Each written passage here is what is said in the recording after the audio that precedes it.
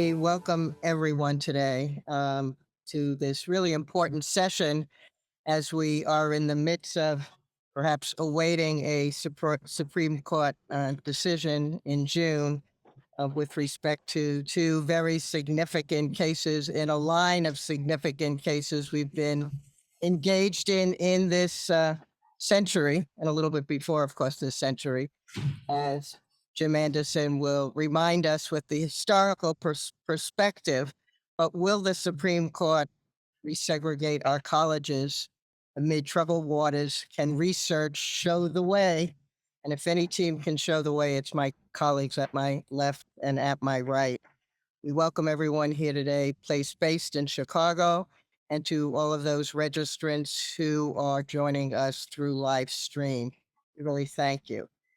We've brought this illustrious group together, and I'm going to try to compress what I might have said as we prepare what will be a pivotal moment in the line of civil rights issues as considered before the courts, particularly as they address higher education and really K-12 education as well.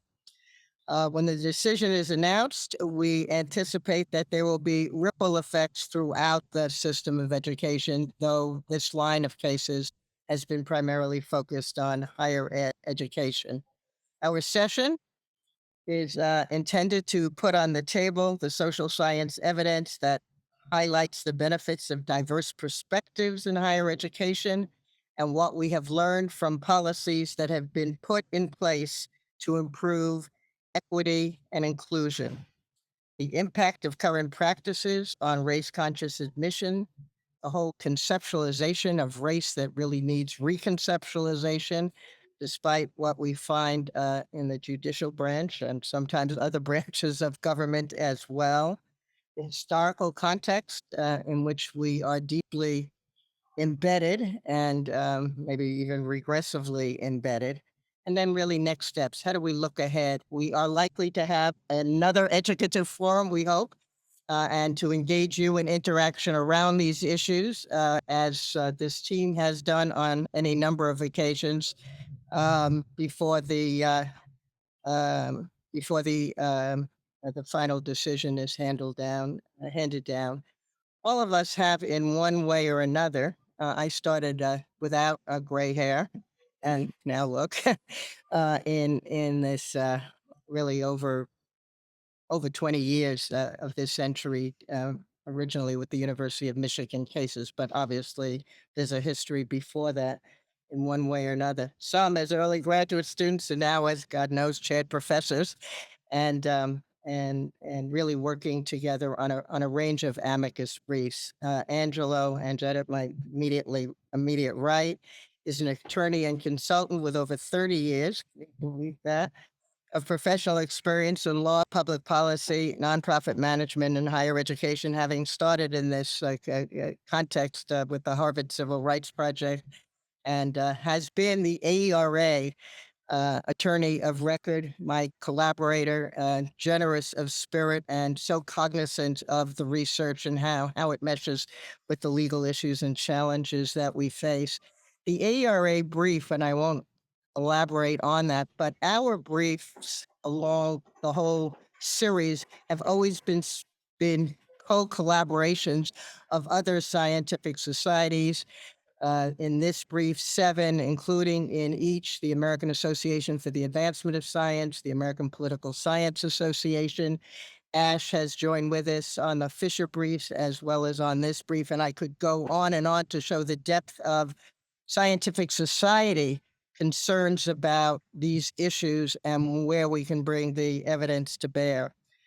Um, uh, I think I'm going to give us the reordering of presentation, and thus, after um, Angelo, Uma Jayakumar will be giving her perspective as now an associate professor of the Graduate School of Education at the University of California, Riverside. Her scholarship and teaching address racial justice and policy issues in higher education, a long-term engagement and commitment on the policy side and the science side. She was one of 21 social science researchers who co developed amicus briefs summarizing key issues findings related to the use of race conscious admissions practices in the two most recent affirmative action national cases. The brief submitted to the Supreme Court by the Civil Rights Project at UCLA supported the need for race conscious admissions and diversity and inclusion in the higher education institutions. Next, I think in order of seating now, is Liliana Garces, and who is currently a W.K. Kellogg Professor in Community College Leadership at the University of Texas at Austin, and holds courtesy appointments at the University of Texas School of Law and the Center for Mexican American Studies. Her scholarship broadly examined how legal and education systems shape educational opportunity and create inequality for historically marginalized student populations. She served as counsel of record and co-wrote with leading scholars in the field amicus briefs joined by hundreds. I think our numbers are 1,200 and X for one of the briefs and 1,200 and Y for the other.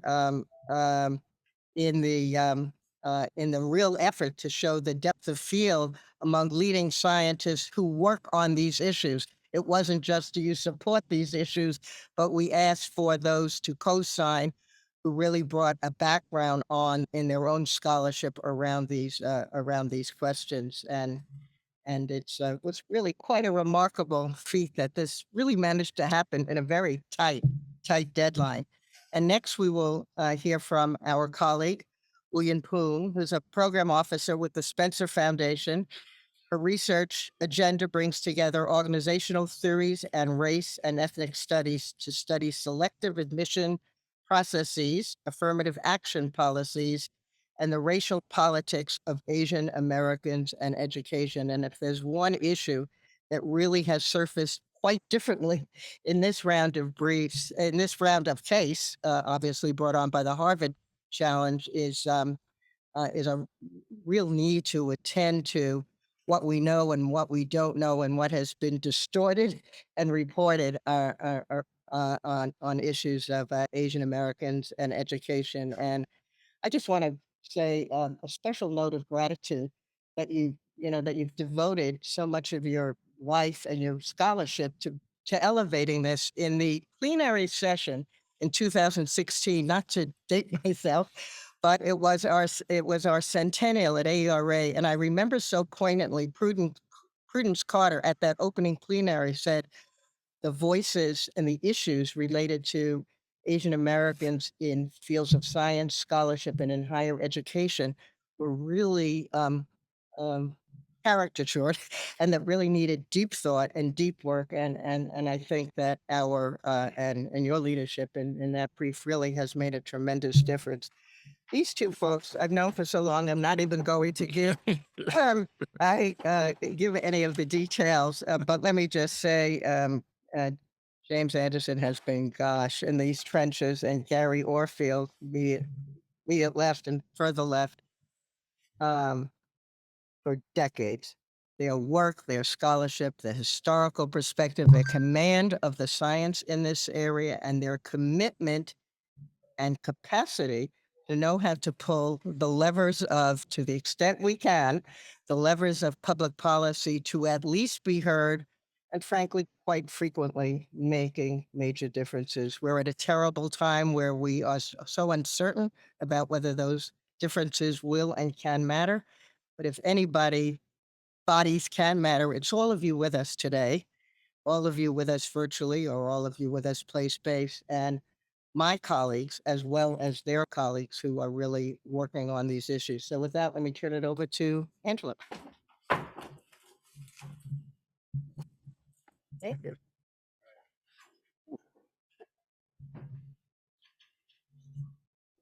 Uh, Good morning. Um, so uh, we're going to try to keep each of our sort of presentations to under 10 minutes. So I'm going to sort of quickly go through some of the basics of the two cases and some of the standards, and then also talk about the research in the brief. I'm not an educational researcher, although I'm a political scientist, also by training, in addition to being a lawyer, but my research doesn't focus in this area. So I'll certainly defer to the experts on the panel for specifics. Okay. So again, constitutional standards, the role of this research in the brief that was filed by multiple associations, and then some speculations on some possible outcomes in the cases.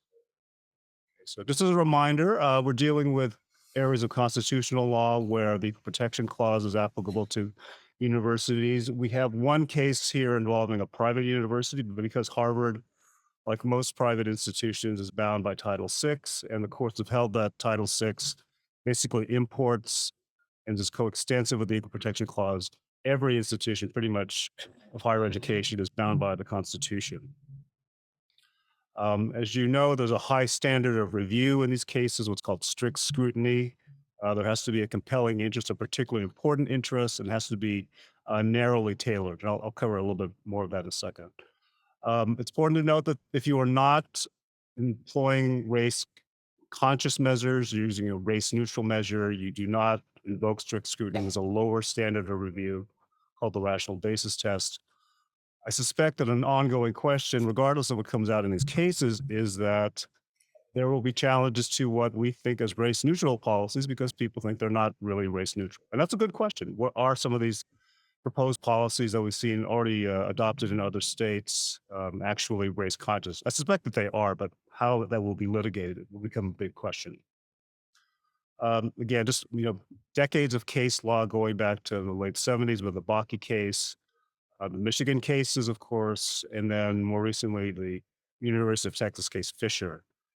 It's clear at this point, until the court decides otherwise, that diversity is a compelling interest in higher ed admissions, that there is some deference owed to institutions of higher education because of academic freedoms in the First Amendment. We'll see what's left after June to see whether this is intact or not. Um, Multiple factors involved in how carefully institutions craft their policies.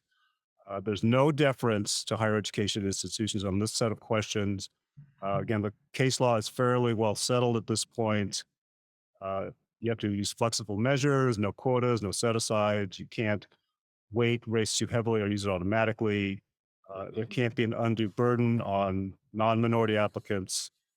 You have to explore and review race neutral alternatives, and you have to do uh, periodic review. And if necessary, or if it's deemed so, change or eliminate your race conscious policy over time. As Felice mentioned, the AERA brief filed in 2002 and referred to by the Supreme Court in the 2003 Michigan cases made very clear that educational benefits of diversity can support a compelling interest. There's a large body of research 20 years ago. There's an even larger body of research even now. However, because among the arguments presented by the plaintiffs in this case include the overturning of those cases, we felt it was important, at least in this brief, there are obviously other briefs covering different topics to focus on the benefits of diversity again. And again, even though this is a well settled area of research, you need to present this before the court. There are some areas that aren't as well researched as you might ideally like. For example, how do we look at critical mass? Some of the panelists have actually addressed this in some of the research they've presented, but it's a very heavily documented area of research. And I would suggest it's pretty much well settled, but we're dealing with a judicial body, not necessarily a research institution or a research scientific body. Okay. I'll just highlight some of the main points that are in the brief itself. Again, this is very well settled in the literature. Multiple benefits promoting cross racial understanding, reducing prejudice, improving critical thinking, cognitive abilities, self confidence, better classroom environments, better sense of civic engagement and leadership that comes out of diverse student bodies.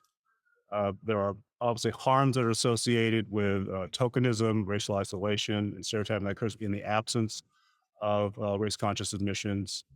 And there are arguments to suggest that minority students themselves may be harmed by these policies, and that's simply not found in the literature. The harms are minimal at best.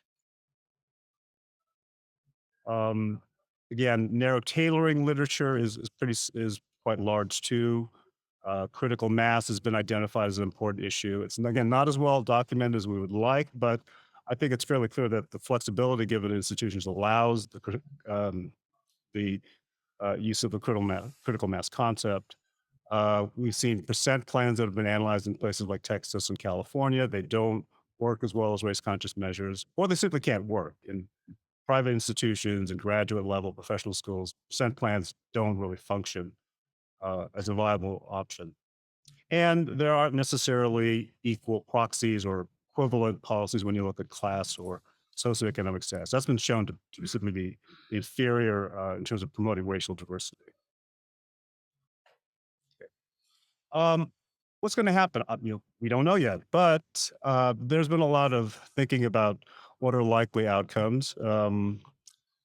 There is within the Supreme Court's decision making, as you know from recent case law, that they can overrule precedent. Right, they can turn their back on many years of precedent. That's certainly possible in this case.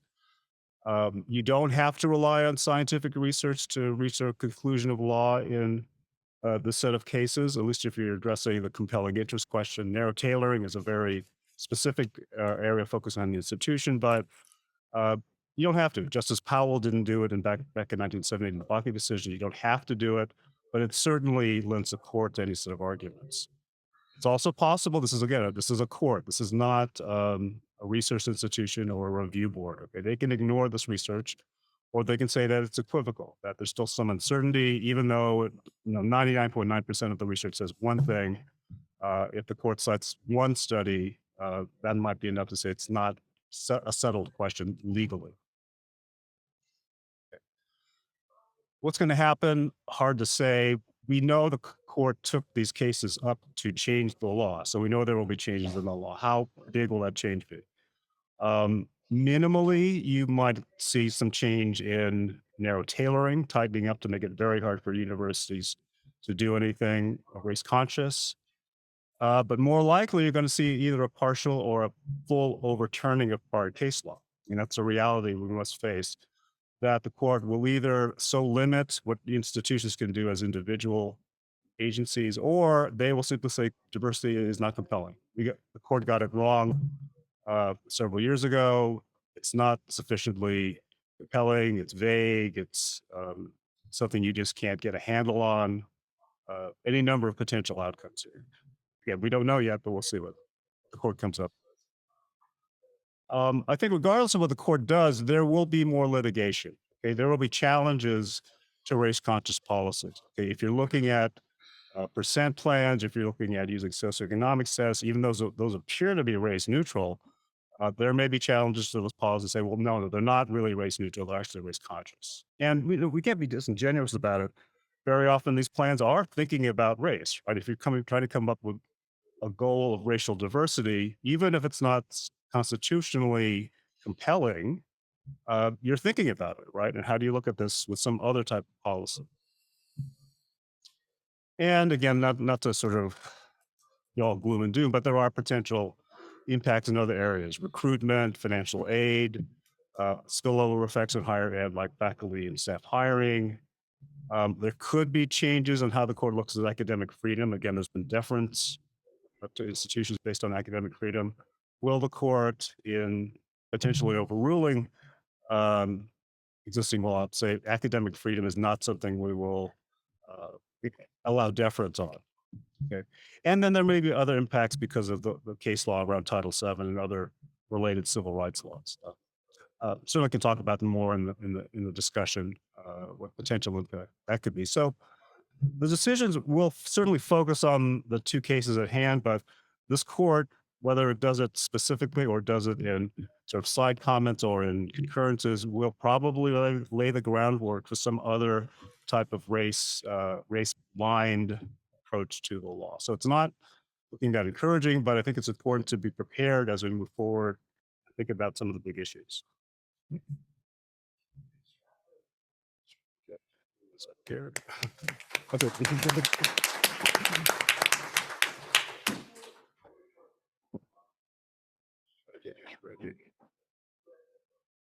Okay.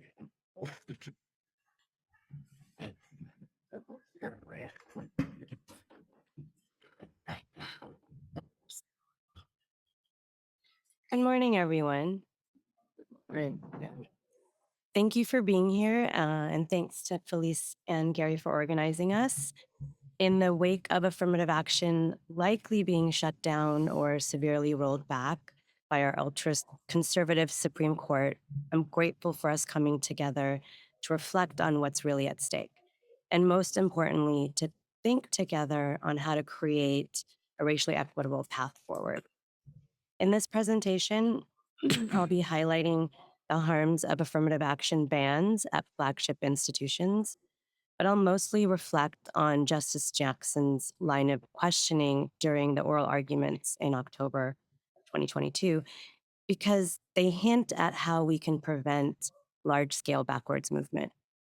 I have only 9 minutes, but throughout, I'll be weaving in data and arguments from an amicus brief I co wrote with Bill Kidder that was signed and submitted to the Supreme Court on behalf of 1,246 social scientists, including many of you. So thank you for joining that effort.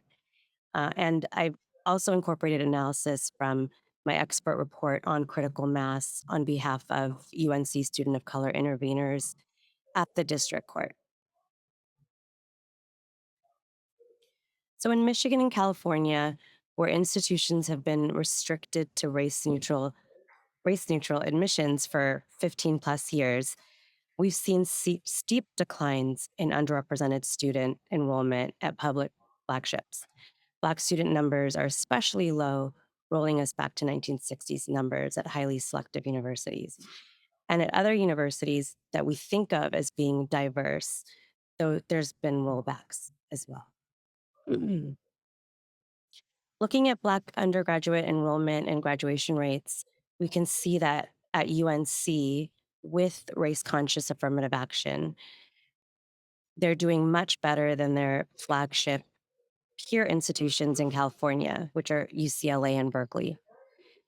And I wanted to also add my own institution, UCR, where there's a kind of common sense thinking that we're doing just fine because we're an HSI and an ANAPZ and a minority serving institution. But the data shows otherwise, as you can see. A national study of 58 US public and private four-year universities found that when racial representation is lower, racial discrimination is higher. And when there is lower critical mass, BIPOC students experience tokenism, isolation, and racial harm. The idea that affirmative action creates an unfair barrier for white students and it is no longer necessary were both pervasive themes in the Supreme Court oral arguments last October. But Justice Jackson had something different to say. She posed a hypothetical to point out that the removal of affirmative action creates an equal protection problem for Black applicants.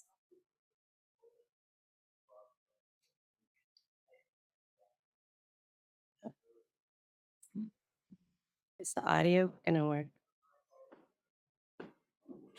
This should be playing. Oh, there we go. There we go.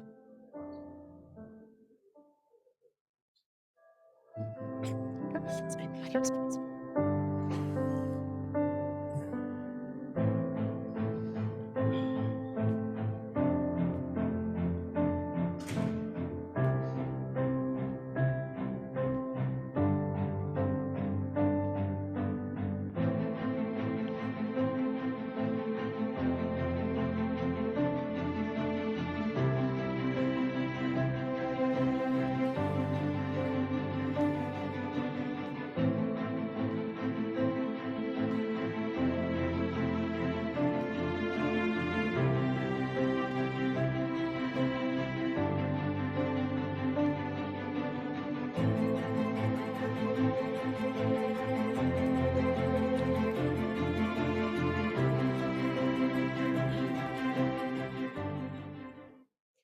So, Justice Jackson's hypothetical alludes to how race neutral leads to unequal outcomes plus white advantage.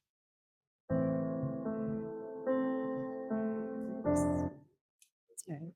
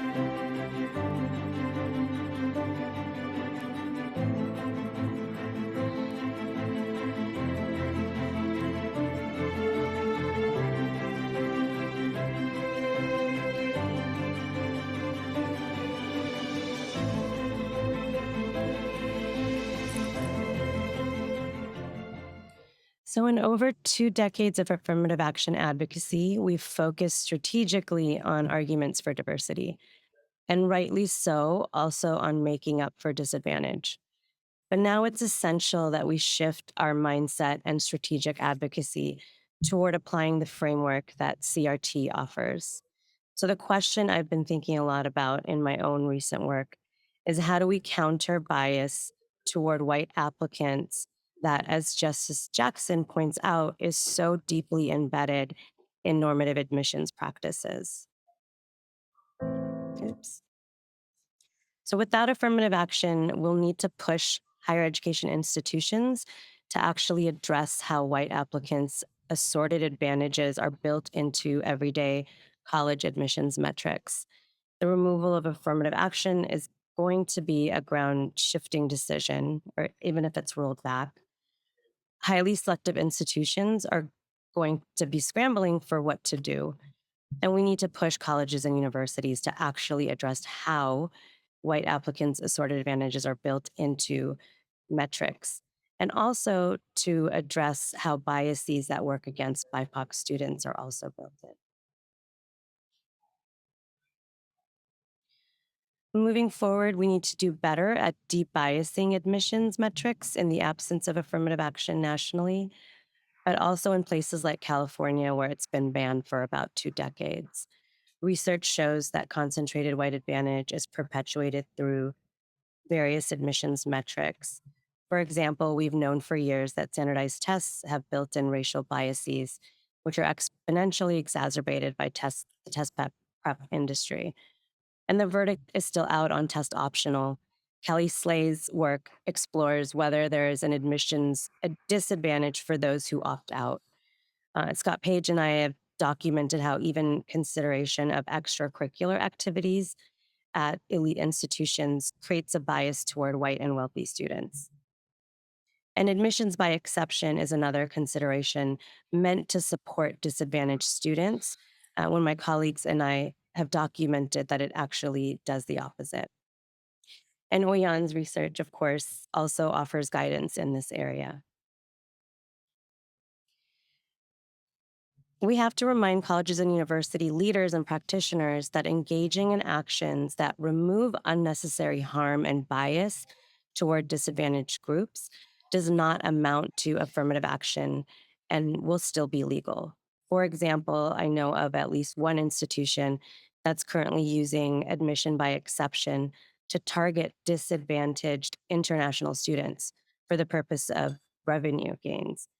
And this creates a bias against domestic FIPOC students that we can remove without triggering affirmative action scrutiny. And perhaps the only silver lining of the court potentially overturning the diversity precedent is that it removes the option of making this legally accepted argument at the expense of naming racism directly. And as CRT scholars have pointed out, we need to focus on what Annie, Damien, and I call racism conscious admissions. And I know my colleagues are going to talk more about that as well. Thank you.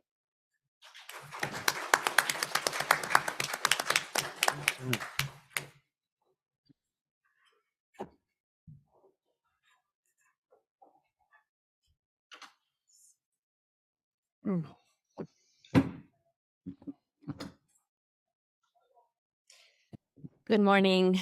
Um, I will focus my comments on 3 areas. The first, I wanted to just provide a little bit of framing for the current social political context that we're in.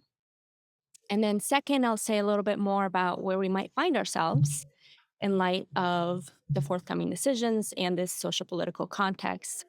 And then I'll end with thinking what might be necessary for us to address these challenges moving forward.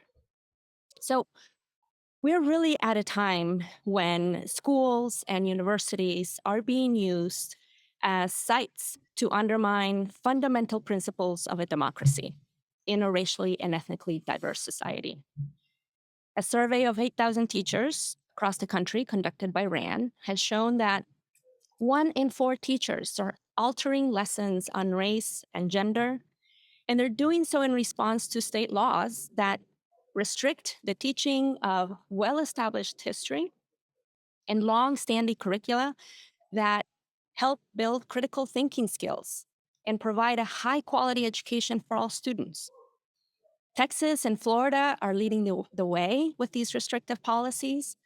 My institution is facing a directive that is asking for a pause on new diversity, equity, and inclusion policies, initiatives that have been central to achieving the educational mission of institutions and for providing high-quality education for all our students. We are in a social political context where political actors, organizations, individuals are able to shape education policy through coordinated litigation, the threat of litigation, or proposed bills and laws that, even if they are plainly unconstitutional, by the time they make their way through the courts and the legal system, they have shaped the practice of educators by chilling efforts or suppressing work that's intended to promote racial equity. And as educators, we find ourselves in the front lines of this very well-coordinated effort to undermine how schools and universities help sustain the very fabric of our democracy. And of course, we're here to talk about one of those lines of attack, the coordinated litigation that led to the UNC, Chapel Hill, and Harvard cases. And as we think about these cases, it's important to think that what we have in place is not affirmative action policies. I think of them as race-conscious policies, a very commonsensical approach to admissions. It's not this thumb on the scale approach for students of color that's so frequently portrayed in the public narrative. It is a commonsensical approach that considers a student's full set of experiences and how race or ethnicity may have shaped their educational trajectory, their life experience. In a society where that's the case, it can be a very important part of your identity. And to suppress that, to ask a student not to be able to present that life experience, is suppressing an important part of who they are. And this brings me then to where we might find ourselves. As Uma highlighted, a very important voice in the court, Justice Ketanji Brown Jackson, the very first Black woman to sit on the court, really provided a hypothetical that gets to the heart of the issue. And I want to go back and emphasize it because it is such an important story. Here, we have two students who would want to attend the university to honor their family's legacy. But only one, the Black student, would be prevented from telling their story, their motivation, their drive. And we would call this outcome, this patently unequal outcome, race neutral before the law. And if the court agrees with plaintiffs, that's where we would be. We would call this race neutral. And this is a potential outcome that speaks to the power of the law in shaping our language to create fictions that plainly contradict reality. And I emphasize this story, and I hope you all walk away with it, understanding that it really illustrates the power that the law has to hide inequality, to leave us with language that hides the unequal treatment that's taking place, and that allows the efforts that try to address that unequal treatment to be characterized as racial discrimination. And that brings me then to the last part of my comments. What can we do? Of course, we don't have a decision yet. We don't know how broad or how narrow the court's ruling will be. Although, even if it is a narrow decision, what these efforts to stop new diversity, equity, and inclusion policies via the legislation are attempts to broaden the reach of the decision even before we have it. So whether it's legal decisions, the threat of lawsuits, unconstitutional bills, or directives, these are all actions that don't implement themselves. All of us, in our various roles, ultimately give them meaning. And that meaning will have very important consequences for our democracy, for our ability to connect with each other across difference, for the makeup of our future lawyers, doctors, professionals, who are going to go on to tackle systemic inequities. And what I've learned from my research is that actors can interpret or implement decisions more restrictively than necessary. Even when a decision doesn't prevent a particular practice, it can lead to responses that are motivated by a place of fear and not the decision itself. I've seen those responses in my research. At institutions that have chosen not to implement race-conscious admissions, even though they're in states that allow for it. I've seen these responses in the work of administrators who are charged with supporting the educational experiences of students after they're admitted, but who felt that in the aftermath of a statewide ban on race-conscious admissions, they couldn't even talk about race, even when that work was outside the context of admissions. And so what this current context requires is to understand how the law can shape our practice in powerful ways by leading us to act from a place of fear, of overcorrection, even shaping the very vocabulary that we can use for naming systemic inequities or describing a student's lived experience. If we don't have the language to name the problems in the system, we then place the problems in the students. And I don't have the answers, but I do know that confronting these challenges requires building what I call, and I'm borrowing a term, racial literacy for ourselves, for our students, for the future leaders that we're training. This is a term that was coined by late Harvard Law professor and beloved mentor, Lani Guinier. We build our racial literacy when we can understand the mechanisms that render current practices racially biased and not racially neutral. And we need to actively learn how the systemic inequality exists to develop the fluency for understanding how race is at play in everyday policy and practice. We just cannot let the law remove our ability to see inequity with fictions that these other policies are race neutral. It just doesn't have that power. We have the agency to address it through our policies and practices. Now, to be clear, I'm not saying don't follow the law. I'm just saying don't let the law take that agency away. We have to rise to the challenge to the current that the current political context represents, to develop the racial literacy that in so many respects, we have been stagnant in developing, particularly since Bakke, in the onset of the diversity rationale for race consciousness and educational policy. Thank you.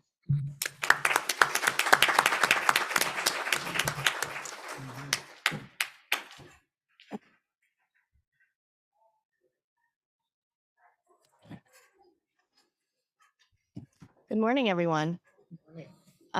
Really good to see everyone here, including my 8-year-old daughter in the front row there.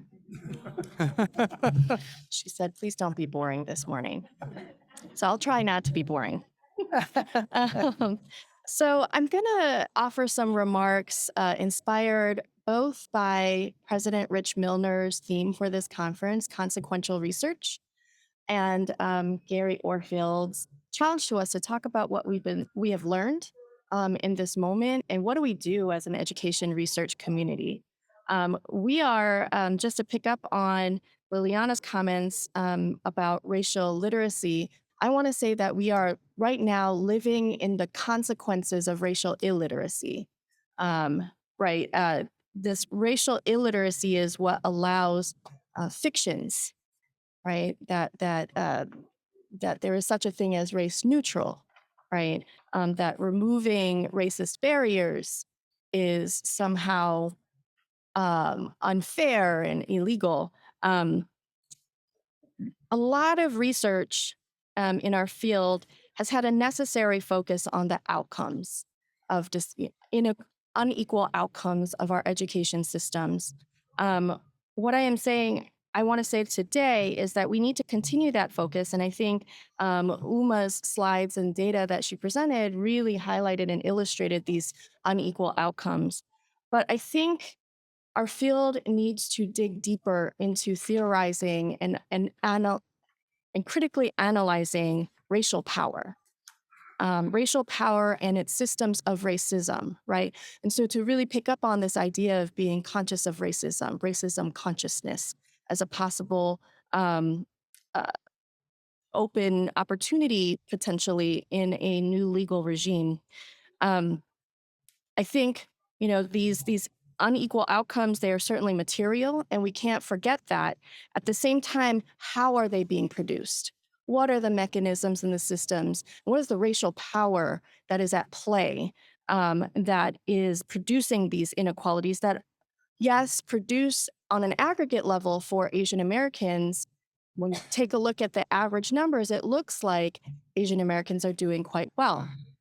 That is fact, right? However, it's much more complicated than that. And when we lose the nuances and we lose sight of racial power and how systems of racism affect different groups differently, right? Racism is not flat. And I would suggest, unfortunately, in our field of education research, we have generally flattened how racism works when we only look at the outcomes rather than what is producing these outcomes. So my first point today is that we definitely need to strengthen and invest deeper in the theorization of racism. I see a couple of colleagues in the room here today, Rosina Zamora Liu and Yoon Pak, who've been certainly pushing the field around theorizations of race and racism, particularly as applied to Asian Americans in relationship to other populations, African Americans, around systems of relationship with systems of settler colonialism, as Lee Patel has begun doing, and Wayne Au.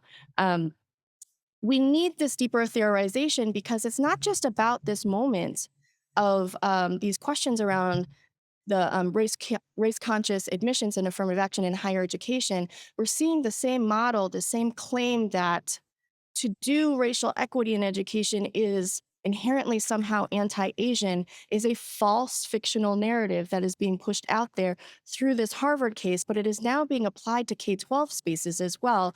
If you're not aware of the Coalition for Thomas Jefferson versus Fairfax County Public Schools, that is a federal case right now working its way through it, and it's been heard in the Fourth Circuit Appeals Court. It is the same model and framing of policies for racial equity somehow being anti-Asian, a fiction, and yet it is gaining credence and movement here. And so what do? We lean into these deeper theorizations around race and racism, and really understanding that racism is not a flat thing. It is not a stable situation. It is constantly fluid and moving. Secondly, I think as researchers, we need to join movements, grassroots movements, political movements, right? Led by advocacy organizations, coalitions here in Chicago. I'm here in Chicago. There is a movement here in Chinatown bringing together Chinese Americans, Vietnamese Americans, African Americans, and Latinos. Right I joined a Cantonese heritage language course last summer, and I was in class with Spanish speakers, and I asked my classmates. I was like, "Why are you in this class? I'm learning this because I've lost a lot of my Cantonese heritage skills." And they said, "Well, we're neighbors. Well, we're neighbors." Right. And then my immigrant Cantonese speaker classmates were like, "These are my friends." Right. Um, and there's powerful forces in this world trying to divide us. Right. My black classmates were saying the same thing. They're like, "We're neighbors. We need to understand each other." And there are these grassroots movements that I think education researchers need to take lead from. How do we bring our skills of research and analysis and theorization into communication and conversation with grassroots community leaders? Another example of bringing our skills to bear as researchers, honestly, because I have a kid, she's a huge Avengers fan. I think about us as like, what Avenger skill are we taking to the team, right? As researchers, we have a superpower, but so do other people, right? And so I work a lot with admissions and enrollment management professionals and practitioners. They want change. And we constantly have conversations about how there's this assumption in the world that college admissions, the way it's working, the norms the expectations that in the fall, kids have to pull together their essays and their letters of recommendations, da da da da. You submit these things, and then there's this review process. That is an assumption that needs not be there, right? We need to think more broadly, and the practitioners, the folks who are working these systems, they too want a massive change. And so as we think towards June, we need to also think past this June, right? We need to think in community and collective conversation with practitioners and allies who can work together with us, that we can bring our superpowers of research and analysis to bear into conversation with folks who are living day to day these experiences, and they know the systems, right? La Paper Sun or Kei Wen Yang has said, how do we make a third university possible? How do we become cyborgs in the system to rewire things and just not assume that the wiring has to be the way it is? How do we rebuild the foundations of our education systems for new possibilities? And I think as scary as this June is becoming, right, this Supreme Court is certainly frightening, because let's be very clear, I think we are living in an era of fascism, right? And this is just one piece of the fascist era that we are living in, and the consequences of that racial literacy. We can reimagine, and I challenge us to really reimagine and do so collectively and in community. Thank you.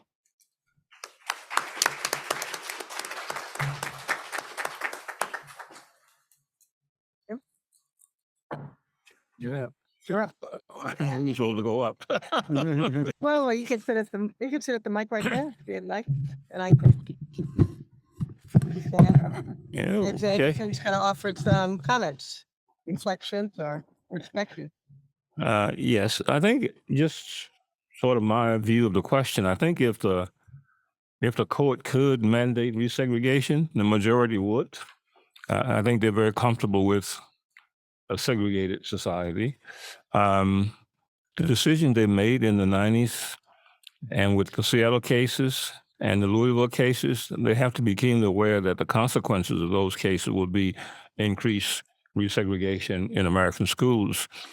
And I don't think they think that differently about higher education as well. Our colleges, for a long time, there's been this theory about match, and it sort of asserts that our elite colleges like North Carolina, Harvard, and Illinois, Michigan, Berkeley, Stanford should be places for an elite, and that particularly Black and brown students have a better match when they go to second, third tier institutions or HSI institutions or HBCU institution. And it's almost their view of the world, of the social orders, that we're not denying them a college of education. We're just denying them to be in places where we don't think is a good match for them, that they don't have the kind of academic preparations or college readiness to be in these places. But underneath that is sort of a dream of a social order that is highly segregated for the powerful and the elite. And I think they're very comfortable with that. I'll say a bit about what I'm doing and what I'm thinking now, as I'm working with the Education Council and doing some work on the legislative history of the 14th Amendment. It's amazing to me now that they have twisted that amendment in their own view to say that it means that our Constitution is colorblind, because I mean, it's the only place that actually could hang that hat, right? I mean, you can't hang it on any other part of the Constitution. They have to say, well, it must be the 14th Amendment. Well, it's everything but that. I mean, in an earlier paper that I did for the, it was a talk at ARA that was published. It was clear to me that that it's not colorblind. It's anything but that. It's the exact opposite. And then I did some more work for the Brown lecture. And now I'm getting a chance to, I guess because I'm retired, to really look at it, because when you go through it, it's a daunting task. And from December 4, 1865, when Charles Sumner introduces the first version of the 14th Amendment, in fact, is You have to get over this backward gaze. When you're looking at things, you have to go back, take a forward gaze, and not anticipate what's going to happen because you know what happened. So when I first saw that, it says Article 13, and I'm thinking this is a misprint because we're looking at the 14th Amendment. Well, it's not a misprint. The 13th Amendment had not been ratified. So next up in the Constitution would have been Article 13. Once the 13th Amendment was ratified, then they changed Article 13 to 14. And it's just a little thing like that just reminded me that we tend to have a backward gaze. And so we imply meaning, we give meaning that was not at all part of the context in which it was framed. Now, this notion that it's colorblind is sustained only by the sheer force of assertion. I've yet to see people, even the Supreme Court judges, say, well, here's the evidence. That's why we say it's colorblind. They just do not bring forward any historical evidence, and clearly they cannot. But for my own work, what I've decided to do is be more careful this time in terms of its meaning. It's about over 4,000 pages where the 14th Amendment is debated. And these are not your normal pages. These are Congressional Globe pages, 3 columns with a font about 4 or so. And it's literally blind, and it takes a lot of patience and a lot of discipline to go through it. And so when I was looking at the introduction of the 14th Amendment by Sumner, when I first saw it says he introduced several bills and the 14th Amendment, a joint resolution to amend the Constitution. So I was interested in the joint resolution. I was interested in the 14th Amendment. I didn't pay attention to the bills. And of course, I think some people take that resolution as it was introduced by several members of the Senate and the House, in which they say there will be no distinctions of race or color with regard to the elective franchise, as meaning a colorblindness of a sort, because they kept emphasizing no distinctions of race or color. Now, that never made it into the bill because the original intent about apportionment and protecting the elective franchise for the newly emancipated citizens reached an impasse. And once they reached an impasse, they salvaged victory from the jaws of defeat by looking at the 1866 Civil Rights Bill and making that being in the first section of it. But here's what I mean by the backward gaze. I didn't pay attention to those bills because I know my interest should be in the 14th Amendment. So this time I said, well, what are these bills were about? Before he introduced the 14th Amendment, the first bill that Sumner introduced to become congressional law was a bill mandating by Congress that half of all the jurors would be African American. He thought that's the only way we can get an impartial jury. Because if the jurors are all white, then the emancipated citizen won't stand a chance in the court. So he proposed a congressional law mandating that half of all the jurors be African Americans. And I'm reading this, I said, why half? I mean, they're only 1/6 of the population. But he was that affirmative in terms of the protection of the emancipated citizen. That's just one example. But the point is that he was being extremely affirmative. And if I use the term race conscious, it's not his term. But if we could actually look at how conscious they were of being affirmative about race, then before he introduced the 14th Amendment, he made it clear that he wanted to protect the emancipated citizens with affirmative action. And I'll just give a couple more here. When the bills that he and others proposed that would have been most progressive, and by the way, another form of presentism is we can't appreciate what they appreciated. They knew at the time that they were debating the protection of the elective franchise, that the majority of citizens in Mississippi were African American. The majority of citizens in South Carolina were African American. The majority of citizens in Mississippi were African Americans, and in Georgia and Alabama and Florida, It was like 48%. So they're thinking at the time that if we can just protect the ballot for African Americans, they can defend themselves. They will elect on local districts, state, House of Representatives, and senators people who represent them. But in the end, they couldn't protect them because they were not able to transfer the regulation of voter qualification from the states to the Congress, because they didn't think the states would ratify the 14th Amendment if they attempted that. So they blocked that. But once Sumner knew that Congress was not going to pass that, he proposed another amendment to the Constitution. That amendment says African Americans should be exempted from all taxation under the principle no taxation without representation. So if they're going to be disenfranchised and they can't vote, you can't tax them. Again, realizing that they were much more affirmative, much more conscious of race, much more aggressive to protect the denial of rights than what we've been getting from any of the courts since then. Even the Brown court said that they weren't certain if the 14th Amendment outlawed segregation. That's a little footnote. Well, that means you didn't read it. So I'll stop there.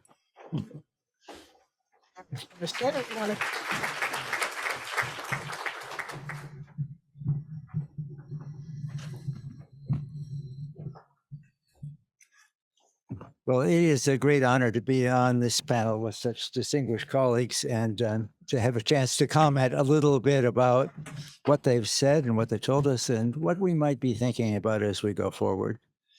My experience in this area is deep. I was there at the time of the Civil Rights Revolution as a student in Washington, at the March on Washington, and many events. My first book was on the transformation of the South under the Civil Rights Act, where it went from the absolute segregation to become the most integrated part of the country in terms of its schooling in the space of just 5 years under the Civil Rights Act.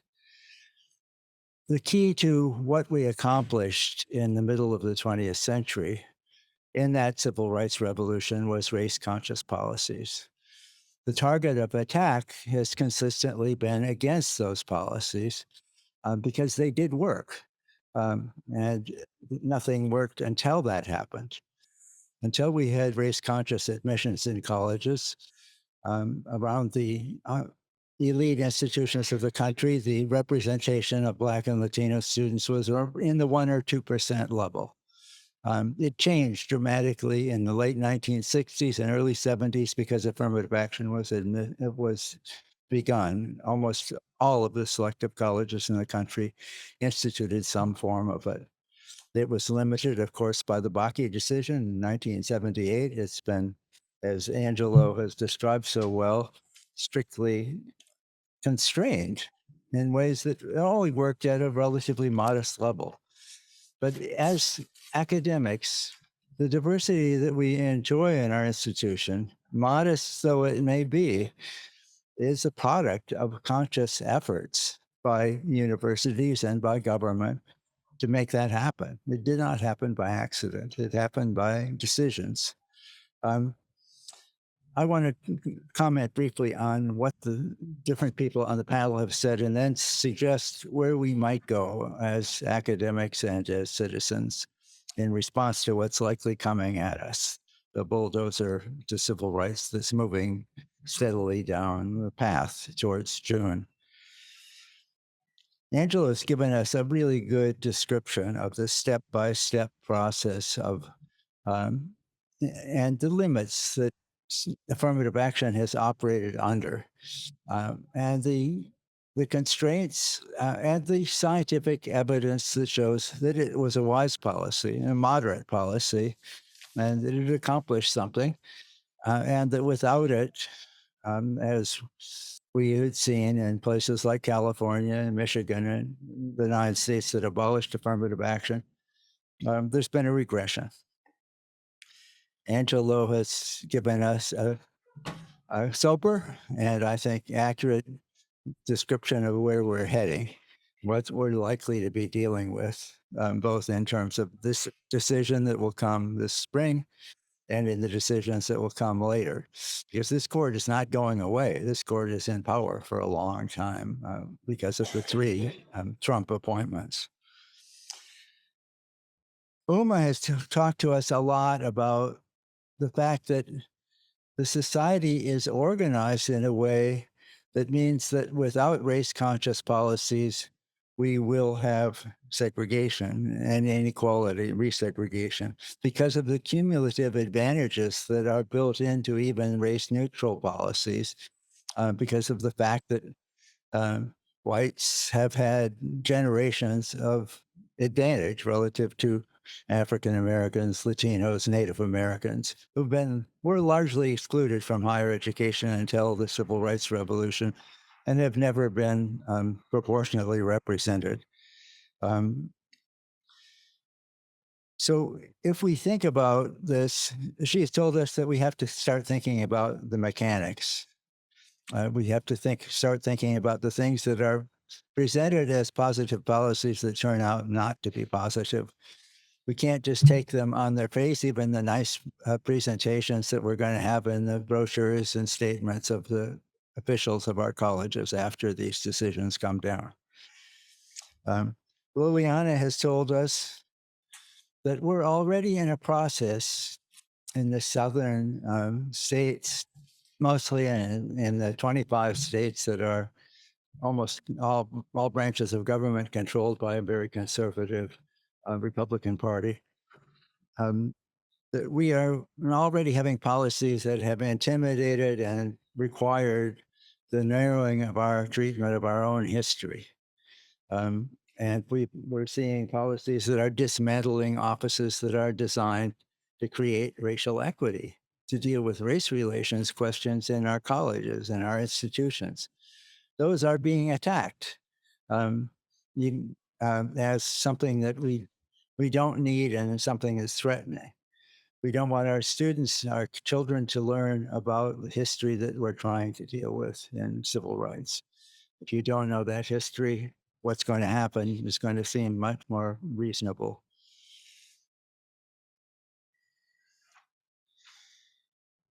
We need to think about race consciousness in many respects.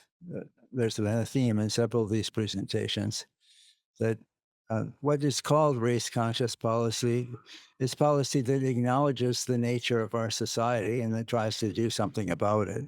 Since the society has always been organized around race, how can you solve the racial inequality without considering race? It's a dilemma of tremendous proportions. It was an ultimate challenge. And that Liliana said they're taking our very vocabulary away from us in terms of describing the reality of the situation. Now, this is something that academics can do something about. We fight about vocabulary. We create concepts. We deal with those issues of the definition of terms. We present theories. Oyam has talked about the consequences of racial illiteracy. We have racial illiteracy, of course. All of us who work on these issues know that. But we have a lot of policies to make ourselves more illiterate that are being pushed around the country in lots of ways. Lots of institutions are collapsing in terms of these pressures. The inability of any college president in Florida, for example, to say anything about the restrictions that are being imposed by the governor and the legislature in Florida is stunning. If no college president in the third largest state in the United States can say one word about policies that are designed quite explicitly to limit academic freedom, we are in a really serious situation. That's aside from the Supreme Court decision, but related to what the reaction to it will be. Because in those states that those folks control, the reaction is going to be massive. It's already pretty far-reaching. We have to focus, OIM says, on racial power. Of course, we have to do that. We have to think also about the power that minorities have, or that um, in our state legislatures and so forth. We have a Black caucus, we have a Latino caucus. Are we helping them in any way? Are we providing them information about decisions? What are we doing on those issues? Moyan says racism affects different groups differently, and that racial coalitions are extremely important. Those are two really important and fundamental considerations for us. We have a very complex society with 4 major races and a Native American problem, not a problem, a Native American population that has 500 plus tribes across the country that are also struggling mightily in these issues and generally ignored in research because the data is so complex. Jim Anderson tells us that we have a court and a political system that's pretty comfortable with resegregation. I know that because I've worked a lot on school issues, and we had a decision from the United States Supreme Court in 1991 called Dowell that enabled the resegregation of public schools in the country. The public schools have resegregated every year since that time. They've become more segregated. Up until that time, from the Civil Rights Revolution until that time, they were becoming more integrated. They reached their peak of integration in the late 1980s. They've resegregated. Do you hear anybody talking about it now? People have accepted it. And it's not just resegregation by race, it's resegregation by race plus poverty, and it's resegregation by teacher qualifications, by college prep courses, by all of the basic systems of opportunities and outcomes. It's been accepted. That is going to be what higher education is going to have to be thinking about seriously. The public schools are the big struggle. That's why Brown was the most important decision. That struggle's been mostly lost, at least for this moment in history. And we're dealing with the consequences everywhere. It is one of the basic reasons why students are so incredibly unequally prepared for college. We've done a study in California that shows that white and Asian students are 20 times more likely to be in a high performing high school as Black and Latino students, 20 times. And we have a very competitive higher education system that if you don't go to a high school like that, you're highly unlikely to be prepared for. Those are systemic issues. Researchers that have been before you today have presented a compelling picture of the fact that we are in a crisis. We're in a crisis thinking about the future of our institutions. We are citizens of the country. We're citizens, especially of institutions of higher education. What do we do in this situation? I'd like to turn the discussion to those issues as we think about the future. Who's going to make the decisions after the Supreme Court decision? Every college in the United States will have to think about these issues. Private colleges, even in the states where there's been a prohibition on affirmative action in public universities, the Stanfords, the USCs, and so forth have been happily trying to compete for the students of color when the public institutions have been limited.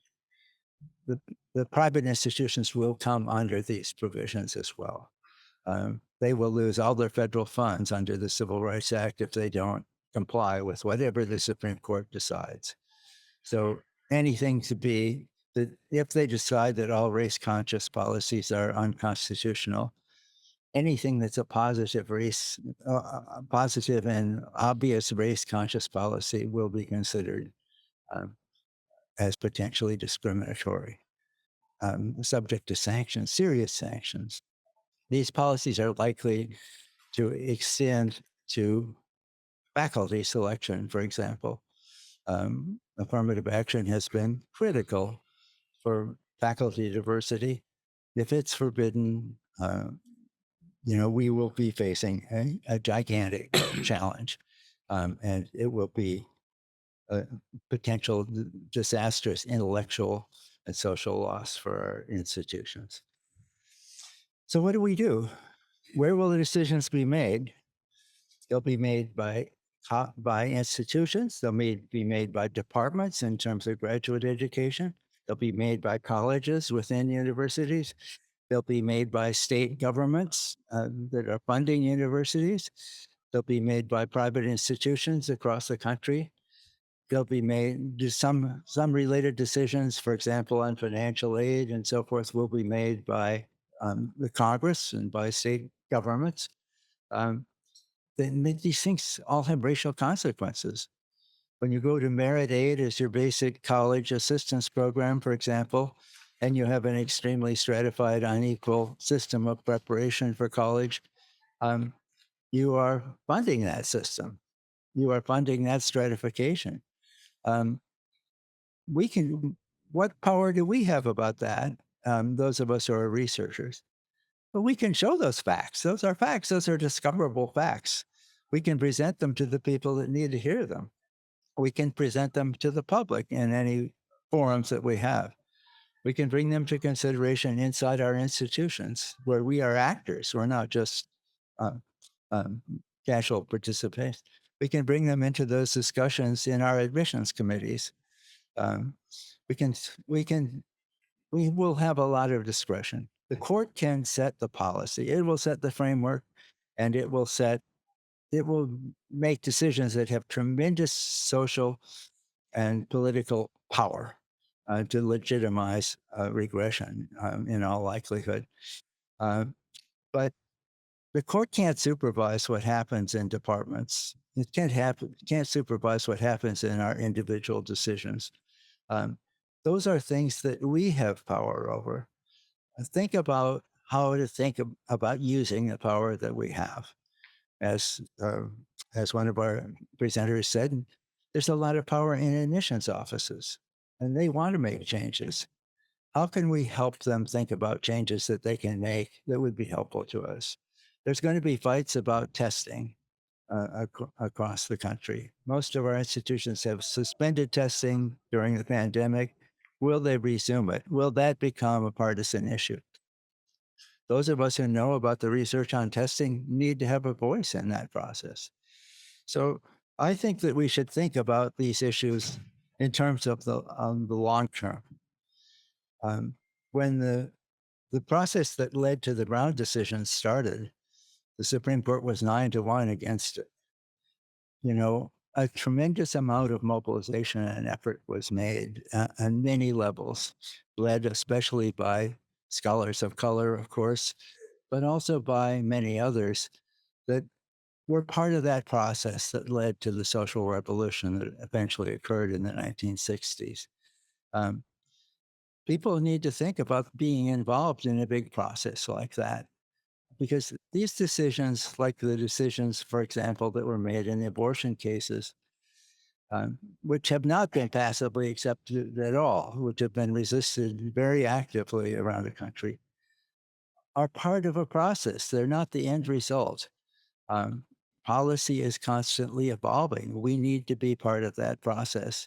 Um, what this panel is telling you is the place that we may be going is a great mistake in terms of what we know, those of us who have studied institutions of higher education know.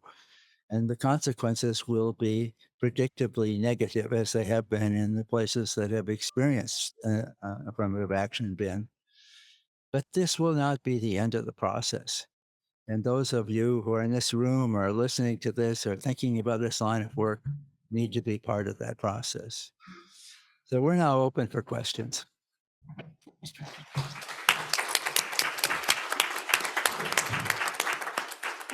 Bear with me here. Questions, comments? We're really interested in hearing from you. Please stand up and frame the issues as you might like.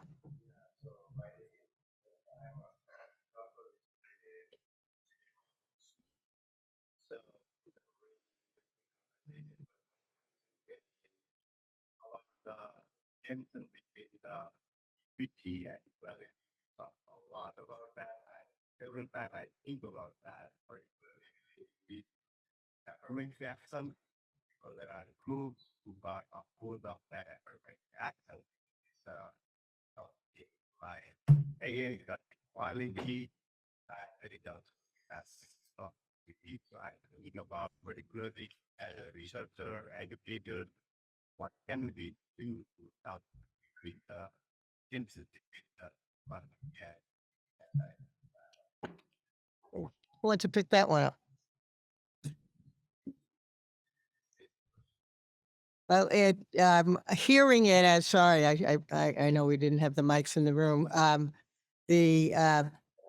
least the projected tension between equality on the one hand and equity on the other, and what can we do as a research community or as academics and teachers and educators to better understand the relationship between equity and equality.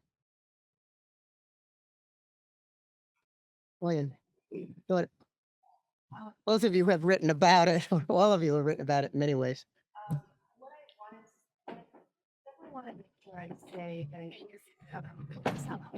how about now? Okay. I wanted to say something that I wasn't able to say during my remarks, which is, you refer to groups that are opposed to affirmative action. And what's interesting, and when you talk about particularly Asian Americans, the great evidence suggests that the massive majority, so 70-something% of Asian Americans support affirmative action and race conscious admissions, even when the questions are framed as, are you supportive of policies in college admissions and hiring that particularly benefit Black students and applicants? And over 70% of Asian Americans say yes. Right. And so I don't know, and perhaps that gets at this issue of equity, or if you want to define that as fairness, like having a shared society and what becomes equitable in a shared multiracial society. And these questions of materiality and distribution, I think, come to bear as well. But I think, if we were to really think forward, what is the vision for a future society, right? I think quite a bit about my daughter and her cohort of peers and what is going to be their future, right? Is it going to be mine, right? Are we going to live in a toddler society? Or, are we going to envision a really bold vision of a multiracial democratic society where there is equity, right? And we understand what is necessary, especially given the historicity of the world that we live in. Yeah, and it's interesting that the rhetoric has juxtaposed these and literal equality, as you've just referred to, slicing everything in some proportional number of everyone getting an equal is not necessarily equality at all or an equitable kind of outcome. I mean, And well, the question can also go to what's really at the heart of these issues as well, is a battle over how the Equal Protection Clause of the 14th Amendment will be interpreted, which is at the hands of the justices. And we know from history that it is not a colorblind amendment. But in Bakke, we had a big shift in jurisprudence in this area that read that Equal Protection Clause in a way that looked at any kind of classification as inherently harmful and therefore requiring the strict scrutiny. But it didn't have to be that way. It could have been what's called an anti-subordination reading of it, meaning we look to see if this is a policy that's intended to suppress a particular group of people, as we had under Plessy, which is not what was at stake with race-conscious admissions. But that reading got entrenched in the way that we understand that amendment, and it opened the door for these arguments that by just classifying someone, we're inherently racially discriminating against them, and it conflates the two, and they're not the same thing. yes, please comment in the back.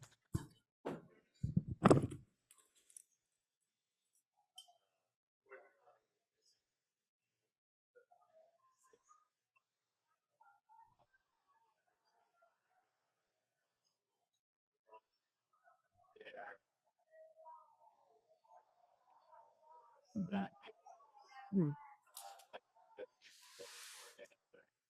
it's related to the um, sort of they're that figured out they fit how they go about I have.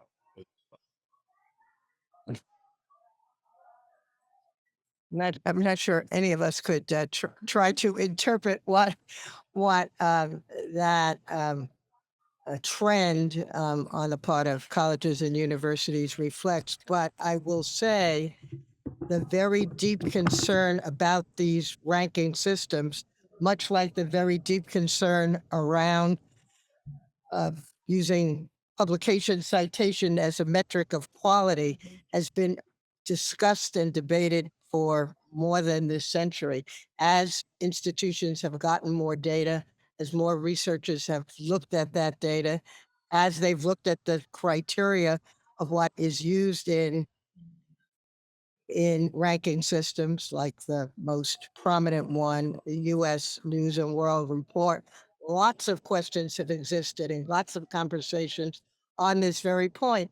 And when you find your first rank, it's the first thing on your website. But I think a lot of the movement and stepping back and looking at systemic racism has led to that questioning. So if you're asking whether there's a one-to-one as from a theoretical point of view, it's a good hypothesis. I would say if I were doing a piece of research on that, I would not say it's a one-to-one causation. And will be interesting to see how that discussion gets articulated because I've heard that framed, and that's my best guess. If there's another guess, we'll take that. I would guess that part of the move away from being on those rankings, I would see it as pushing back against kind of these definitions and how the court is defining what equity is and how we need to move forward. So I don't see it as being driven by the court.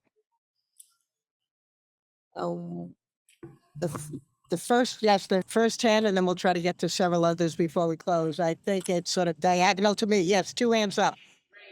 Thank you.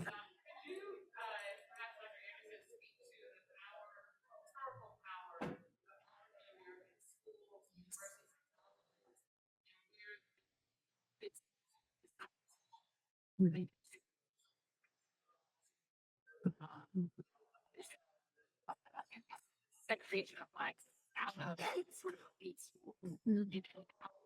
Points they have. Did you get that?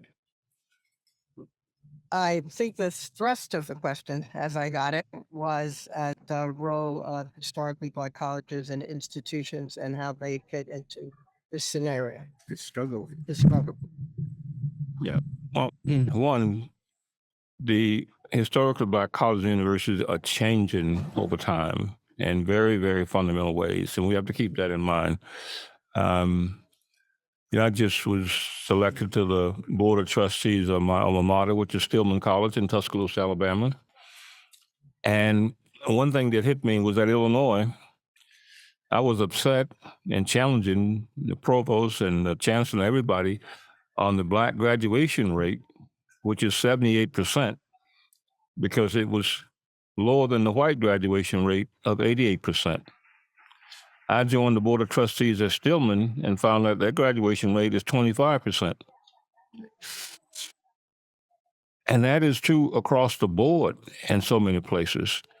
Spelman may have the highest of all at 75%, but a lot of them have graduation rates now, and certainly finance is one of the real problems that a lot of kids drop out before graduation because they don't have the finances to succeed. But we have to keep in mind that HBCUs are changing, and what they used to provide,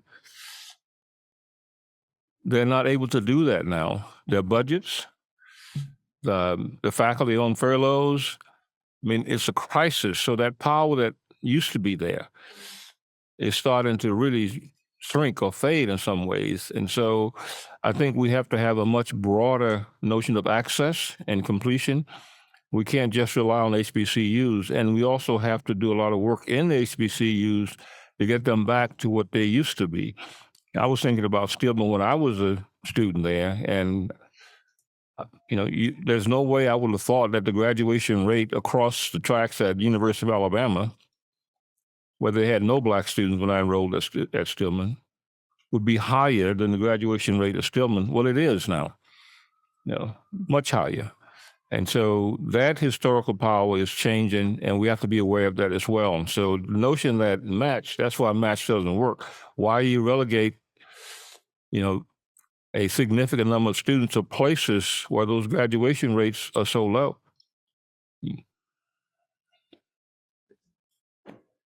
First hand, and then we'll take the second. Yeah, yours looking back. Yes, please.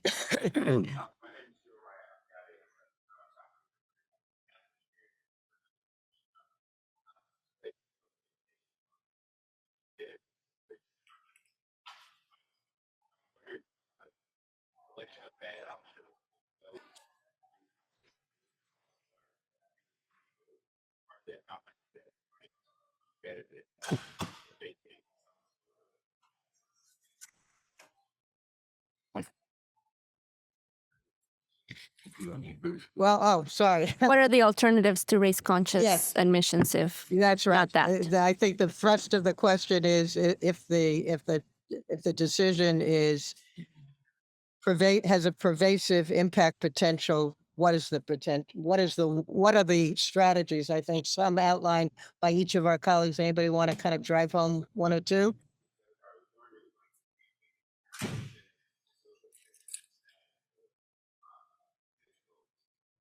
Uh-huh. Yeah.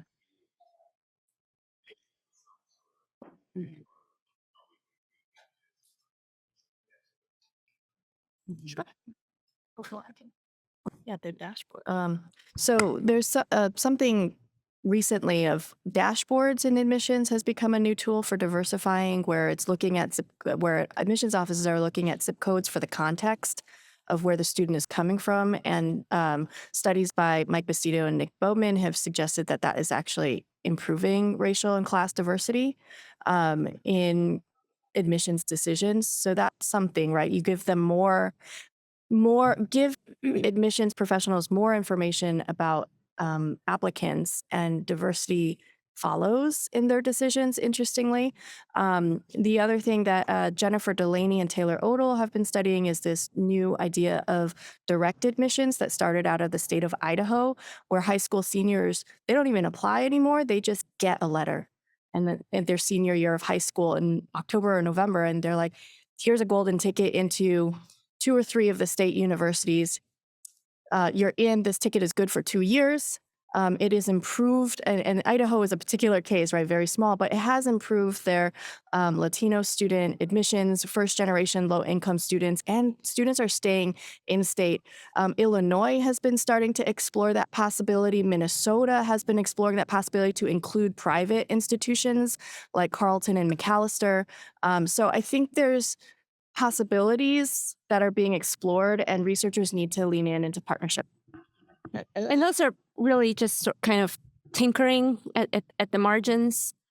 But what we really need to do is also think about what kind of transformative policies need to take place to reconceptualize how we think about merit, of how we determine the students' deservingness, like who deserves to be. And we do it at such an individual level. I think we need to think, can we think of it at a community level, and get a lot more creative. And the way the legal cases have developed have given, I think, colleges and universities a pass on the way that they consider standardized tests in admissions, and the way that legacy admissions are also considered. And that, I mean, there's such an incentive to maintain that within institutions. I don't know how realistic it is that we might undo it, but we do need to think about the broader ways that we can be more transformative. I'm going to need, I think, to draw this to the conclusion, because I see that the next session about to start. We will go out the door, and I think the person in the blue sweater who I said I would call upon will chat with you outside the door. Let me just say that I think all of our colleagues in both the assessment of where we are and the pathways to things that we really need to do. Whether it is deeper theorizing, whether it is really stepping back. We've been trapped in the language of affirmative action, even as we did not see this as an affirmative action issue, but a systemic debiasing issue. And it took the voice of there was member of the Supreme Court, an African American woman, to drive that home. And that is an issue of what is fundamentally fair about biasing in one direction and not in another. And each of our colleagues, I think, have spoken to that. We will in the weeks and months ahead. And June will only be a new beginning as we unravel what the possibilities are. Thank you for coming, and just thank you, my wonderful colleagues.